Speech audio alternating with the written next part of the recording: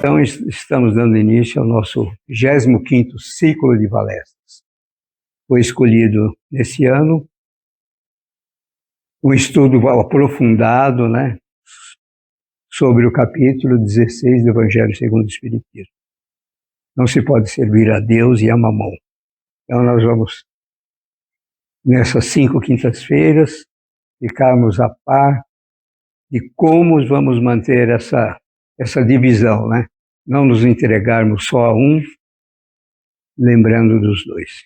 Estamos no mundo, temos que viver no mundo. É o que nós lemos na literatura espírita. Mas não podemos esquecer a nossa outra metade. Não podemos esquecer que, uma vez criados, saídos das mãos abençoadas do Pai, a nossa vida nunca mais cessa, vai para sempre. Então, o nosso primeiro convidado desse ciclo de palestra é o José Roberto Godoy, que nós conhecemos, que não recebeu na nossa casa há bastante tempo. Boa noite. Ainda bem que o nome foi lembrado. Seja feliz, a casa é sua. Ele me deu a casa agora. Boa noite a todos. Nessa noite fria, prazer imenso rever algumas pessoas que lembro ainda. Apesar do setentão, a memória está firme. E me sinto honrado de voltar a essa casa, a quem tivemos uma oportunidade de um trabalho de estudo profundo durante um ano, para um passe de cura, um passe de cirurgia espiritual, com a casa lotada pelos interesses dos trabalhadores, e que me deu muito sabor espiritual na realização dessa tarefa. Me sinto honrado em voltar aqui, como outras vezes, Mônica? Aqui tivemos para dividir com vocês o aprendizado da doutrina, que nos esclarece o rumo, que nos clareia a mente, que nos permite fazer brilhar a nossa luz, as nossas energias, aquilo que nós sentimos, aquilo que nós pensamos, porque o sentimento, na verdade, é que libera o nosso pensamento. Tem uns 30 minutos, 25 a 30 minutos, deixa eu marcar ali. Hoje eu consigo ver um relógio, que coisa maravilhosa. Catarata não é brincadeira, não. E essa formação de constituir como pensamos, como nos energizamos, a doutrina nos ensina e cria em nós uma capacidade de gerar energias quando nós conhecemos pela consciência o que somos, de onde viemos, o que estamos fazendo aqui, que nos facilita essa tão difícil vida. Aproveitando o ensinamento de Décio Landolli Júnior, que é um espírita, é um médico espírita, da AME, Associação Médico Espírita, que tem alguns livros publicados, mas um imperdível, tudo bem? Chamado de Fisiologia Transdimensional. Ele estuda a fisiologia do perispírito, parte constituinte do que nós somos, a tríade, corpo, espírito e perispírito, que faz a intermediação entre a matéria e o espírito. É bom aproveitar o que Décio Landolli Júnior nos ensina no capítulo 11, que fala sobre o pensamento e o sentimento, que fala sobre a fisiologia do pensamento, como eu penso. Ele diz, abre aspas, embora o pensamento seja uma energia fortíssima, que se compõe, que vem de dentro do nosso espírito, que derrama para fora do espírito que o criou, este pensamento, que é poderosíssimo, é igualmente passivo diante do sentimento que lhe dá origem e natureza para o bem ou para o mal. Nossa, fecha aspas. Que coisa maravilhosa, Porque se o pensamento é forte, isso vai dar certo e acaba dando, isso não vai dar certo, ó dia, ó azar, acaba não dando certo. Olha o poder do pensamento. Mas ele tem a sua origem no sentimento. E esse sentimento lhe dá natureza para o bem ou para o mal. Então, se o meu sentimento, se a minha emoção, se a forma de eu sentir tem origem no amor, vai gerar pensamento na mesma natureza do amor. Portanto, fraternidade, caridade, paciência, moderação. E essa energia que eu sinto, eu penso e eu ajo pela palavra ou pela atitude, energiza o meu espaço áurico para fervilhar em cores vistosas, energizadas para o bem, que quando pessoas se aproximam, sente prazer em estar conosco, não querem nem ir embora. Mas olha que o antagonismo nos surpreende. Se esse sentimento é de ira, é de mágoa, é de rancor, é de angústia, gera pensamentos de vingança, pensamentos de tirar a prova, de chulapte, chulapte. Ele vai ver com quem ele está falando, não é isso? Também gera em nossa aura energias nocivas que nos aproxima de entidades espirituais semelhantes, porque semelhante atrai semelhante. Se a minha fonte energética, se a minha luz brilha no matiz de amor ou de ódio, me aproxima do mundo espiritual a entidades semelhantes a esses que nos cercam. E o que será a nossa vida, né? Bom, vamos virar essa página. Caramba, eu estou tremendo de frio por dentro. E com toda essa blusa toda aqui. Estou durinho, durinho.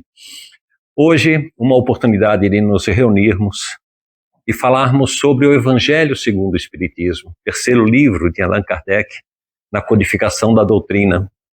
Aquele livro que nos traz as leis naturais, que nos ensina, que nos dá o caminho. E vamos buscar hoje no capítulo 16, que é: não se pode servir a Deus e a Mamon. Primeiro, o entendimento do que é Mamon, né? Mamon é o antagonismo, o oposto a Deus, ao Espírito. Então é a matéria, é a busca incessante, para nós resumirmos e darmos entendimento ao que vamos conversar, é a busca incessante ao poder da matéria, ao dinheiro, aquela obsessão que nós temos em conquistar a matéria, o valor, o dinheiro, o monetário, o carro, a casa. Isso tudo entra como a representação do Mamon. E Deus seria o amor, a elevação espiritual. Então, quem somos nós para nos colocarmos à frente dessa informação, desse estudo que Allan Kardec fez, publicou e nos ensina a amar a doutrina e seguir para termos uma vida em uma encarnação mais fácil, para vencermos os nossos próprios erros, as nossas próprias mazelas. Porque nós somos isso, um espírito eterno, que em cada vida reencarnada ocupa um corpo, como se fosse uma roupa hoje, né? Uma roupa de frio, bem agasalhadinho. Esse é o nosso corpo, que dá expressão ao espírito eterno que nós somos. E esse espírito, a somatória de, sei lá, quantas encarnações? 125 encarnações, soma a junção das 125 experiências. E que nesse corpo nós ocupamos para utilizar do nosso arquivo mental das 125 encarnações. Qual foi o nível de elevação que nós já conseguimos implantar em nosso ser relativo às 125 oportunidades de aprendizado? E hoje, na 126ª vivenciação, eu estou aqui fazendo uso disso. E o espírito não regride, e não retroage, e não perde o que já conquistou. O espírito, no mínimo, mantém. Mesmo que a gente jogue fora toda essa encarnação, ufa, a gente não evolui. Mas calma lá, temos que pagar, temos que depurar as mazelas que nós adquirirmos pelos atos treslocados que nós vamos executando. Pois não?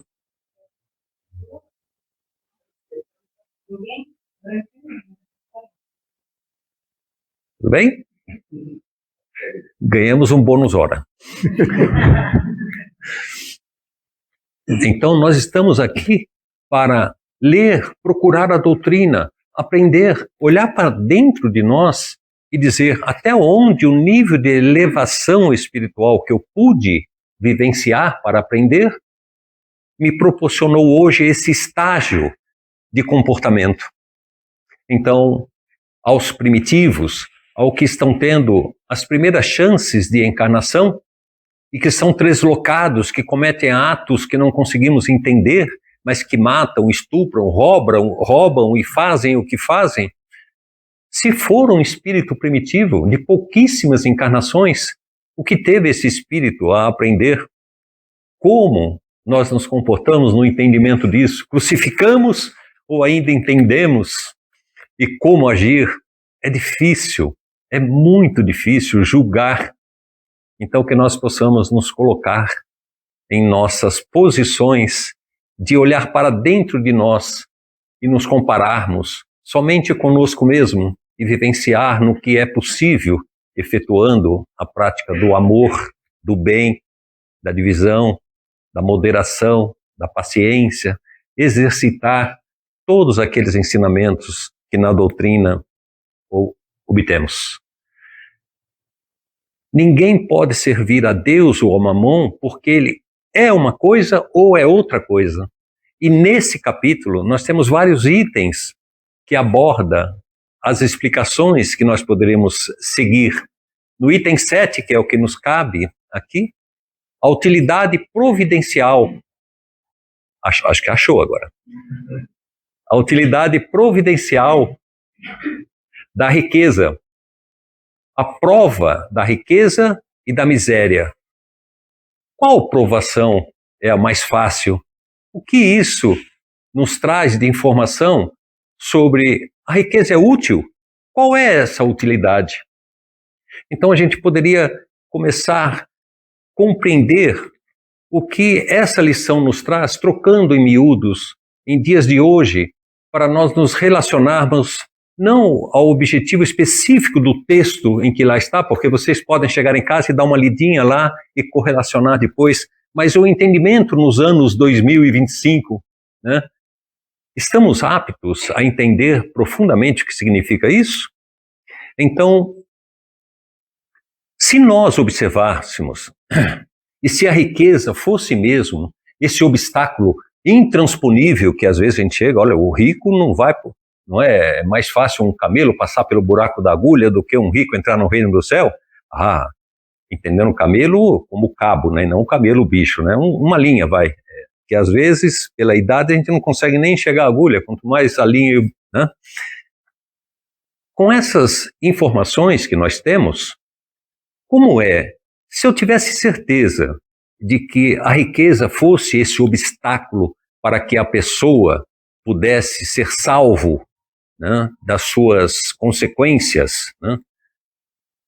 Como é que eu encararia se isso foi Deus que nos colocou à disposição da nossa encarnação como medida sempre predisponente e nunca determinante? Porque cada um de nós, quando encarnamos,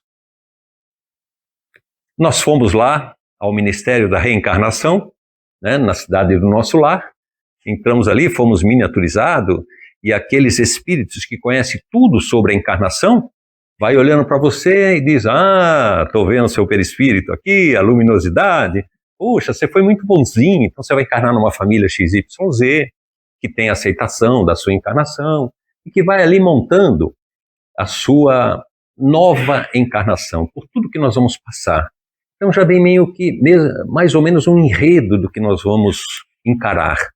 Mas são enredos, tanto as coisas ruins quanto as coisas boas, são enredos que nos proporcionam situações onde podemos nos depurar, pagando os nossos débitos de outrora ou adquirindo novos, quando pegamos a bifurcação, o caminho errado. Aqui você vai pela direita, a gente vai pela esquerda. Tem mais uma chance lá, você vai para a direita, eu vou pela esquerda. E a gente vai se perdendo. Aí chega o ponto que os amigos lá em cima falam, pinça esse cara aqui que ele não tem mais jeito. Nessa ele não volta nunca mais para o caminho. Aí recomeça tudo de novo. Mas essas linhas reencarnatórias são predisponentes, nunca determinantes, porque nós temos o livre-arbítrio. E nesse contexto, nós já encarnamos com o dinheirinho aqui, ó. Bitcoins. Tá um monte aqui. Tô lotado dele. Viu quanto vale um Bitcoin, né? O que eu vou fazer? Vou jogar fora? Aí na outra mão surge mais, porque está escrito que a riqueza vai ser colocada na minha mão. E eu tenho que olhar para isso e falar, fui escolhido para ser aquele que não tem jeito. Porque se a riqueza fosse realmente o obstáculo absoluto para que nós não conseguíssemos o reino dos céus, porque eu sou rico, logo vou cometer algumas coisas erradas. Não é verdade, porque é Deus que escolhe, pelas nossas possibilidades reencarnatórias, as oportunidades de nós trabalharmos no dia a dia. E se é Deus que escolhe isso, não pode ser uma coisa absolutamente ruim. Então a riqueza não é de todo um olhar perdido. Nós não vamos conseguir nunca sair como um homem de bem, um homem espírita, um homem que observa essas condições de provocar o bem e de praticar o bem. Mas é verdade que a riqueza pode nos nebulizar, fechar os olhos, porque ela é uma ação de maior energia que nos leva ao orgulho, ao egoísmo e à vida sensual, com uma facilidade imensa, porque nós temos muito dinheiro, nós temos uma situação de riqueza que me leva a viver tal qual situação. Querem ver? Eu gosto muito de futebol. E temos no Neymar, né? Vou citar porque são exemplos positivos para a gente tirar coisas boas. O atleta precisa dessa condição física impecável, horários de sono, tipo de alimentação, forma de mastigação. Existe todo um trabalho de profissionais que retiram do atleta o seu melhor rendimento. Quando simplesmente um horário de sono não acontece, dentro dos horários que é necessário, os músculos, as fibras musculares não resistem, se rompem com facilidade. E o Neymar, o maior craque que nós temos, adoro esse rapaz, tem uma habilidade no futebol imensa, mas vive se machucando, vive nas condições em que nós acompanhamos. E para encurtar o exemplo, por que será? Porque ele tem que cumprir a parte social dele. Não cumpre o horário de sono porque tem que ir às festas, às inaugurações, ele tem que cuidar das suas riquezas. Esse é um tipo de utilizar a riqueza para bem próprio, né? Mas ajuda muitas entidades. O Neymar tem ações sociais espalhadas, não faz uso dessa divulgação. Então não é de todo bom, mas também a sua profissão, origem, tem uma interrogação. Aí a gente pensa assim, puxa, mas esse capítulo nos ensina que nós devemos provocar no mundo essas ações de compreensão da utilização da riqueza para o povoamento da terra. Nós temos que provocar a ação de alimentar essa população que hoje gira por perto de 8 bilhões de espíritos encarnados no planeta Terra. E o que nós estamos buscando? A fome, né? Nós temos que gerar alimento para alimentar 8 bilhões de espíritos que estão encarnados. Mas a gente até que se alimenta bem. Tudo bem. Então vamos até a Etiópia. Vamos até esses países que estão em guerra. Rússia, Croácia, faixa de Gaza. Quando passa na televisão a gente vê aquela destruição em massa.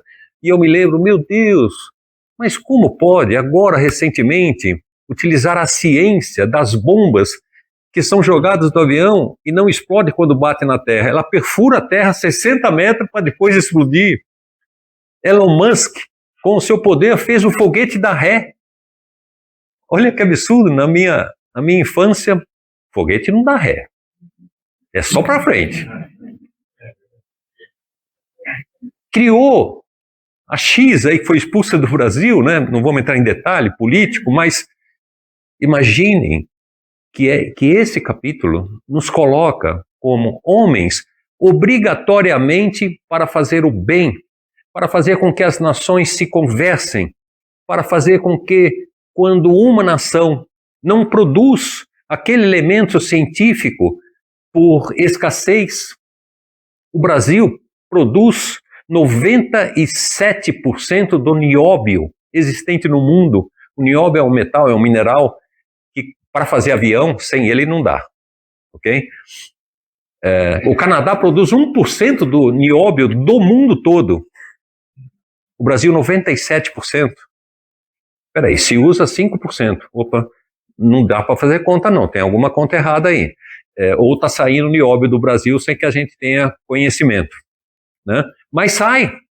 Então, temos que usar, porque o capítulo nos diz, o homem, através da ciência, instigando a sua inteligência pelos amigos espirituais, nos faz descobrir a evolução dos tempos, as descobertas grandiosas que podem facultar a fome. Povos não se adaptam, não se conversam, por Alá matam. Então, algum país quer exterminar o outro, destroem planetas, utilizam fortunas, usando a riqueza para esse objetivo de destruir, de extirpar um povo completamente. É assim que devemos utilizar a riqueza, segundo o ensinamento desse capítulo. Esta riqueza deve gerar, na sua utilização, o bem maior que provém do amor, da fraternidade, da caridade, da alimentação, do ensinamento, da educação, da saúde. A riqueza não é o problema. O problema é o homem que utiliza a riqueza para os seus bens pessoais e particular. O homem é que deveria ser trabalhado dentro de um ensinamento para fazer uso dessa riqueza no contexto que nos ensina a doutrina espírita, para que essa riqueza facilitasse a pesquisa, a alimentação, a saúde, para que essa riqueza fosse usada para unir os povos. E é o objetivo do homem fazer com que este planeta progrida ao ponto de preencher todo o seu espaço territorial com a maior população do que o planeta possa ancorar. Somente assim o planeta evolui a uma condição de escala maior. Porque sabemos, né, nós espíritas que estudamos a doutrina, que o planeta Terra é um planeta de provas e de expiações. E estamos passando por um momento de transformação do planeta Terra, de provas e expiações, para planeta de regeneração. Numa ação semelhante ao que aconteceu na constelação de Cocheiros, lá no planetinha Capela, né? Sem querer dar spoiler, né, do livro, aconselho, ou A Caminho da Luz, onde os povos evoluíram a um ponto de já passar para um planeta de provas e de expiações para um planeta de regeneração, onde existe o mal e existe o bem, mas há um equilíbrio dessas duas forças. Aqui na Terra não há o equilíbrio. Existe o mal, existe o bem e o mal perdura. E o que faz o planeta ser evoluído para planeta de regeneração? A somatória de nós, ocupantes desse planeta, como nós pensamos, como nós agimos, essa evolução das nossas condições de nível de elevação espiritual é que classifica essa pulsação energética do planeta Terra, evoluindo o planeta para um planeta de um grau de classificação maior. Conhecemos as 5 orbes, né? Iniciando com planetas primitivos, vários deles, né? Onde se inicia as encarnações, planeta de provas e de expiações, como o planeta Terra, vários planetas Terras, onde existe o mal, existe o bem, mas o mal perdura. Planetas de regenerações, onde existe o mal, existe o bem, mas há um equilíbrio para um descanso e a escolha verdadeira do que nós queremos ser. E há um equilíbrio. Os planetas felizes, onde não existe o mal, existe só o bem. E os planetas divinos, onde habitam os anjos, os arcanjos, os serafins, que não precisam mais encarnar para dar prosseguimento à sua elevação. Esses 5 tipos de orbes, nós estamos ainda no segundo, provas e de expiações. E é o nosso entendimento de como eu vos trato, como você me trata, qual energia pondera em nossas auras, é que classifica na somatória o que nós somos. Não devemos avaliar só em nossa família, só em nosso bairro. Devemos avaliar em todo o planeta. Olha as diferenças que existem nos diversos países em que nós ouvimos falar, as religiões, os costumes, a economia desses países, o que fazem aqueles que lideram, como eles alimentam o seu povo. Olha como nós estamos longe ainda.